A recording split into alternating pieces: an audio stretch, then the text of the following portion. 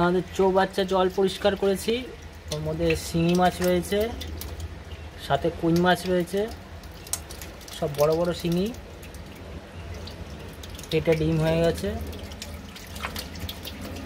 আর একটা শিঙি মাছ সব থেকে বড়ো, প্রায় আপনারা হয়তো দেখেননি এত বড় শিঙি মাছ, প্রায় 250 থেকে 300 গ্রাম হবে।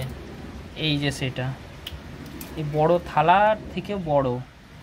এই আমার হাতটা যদি দেখাই তাহলে বুঝতে পারবেন, আমার মানে 1 ফুটের বেশি ছাড়া কম হবে না। এই যে আমার হাত, এই যদি আমি বিদ্যাও মাপি, 1 বিদ্যা মানে 1.5 বিদ্যা, তার মানে ভেবে নিন কতটা বড় আছে। এর পেটেও ডিম আছে। এত বড় শিঙে আমি নিজে কোনোদিনও ধরিনি, এই ফার্স্ট ধরেছি। এর মধ্যে রয়েছে 15-20টা মতো আছে সব মিলিয়ে। তো এগুলো খাই না, পুষে রেখেছি, মায়া লাগে খেতে।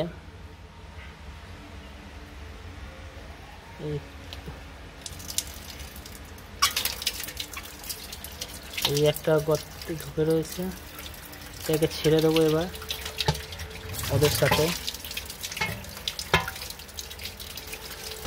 সব থেকে বড় ওই রাজা ওদের মধ্যে।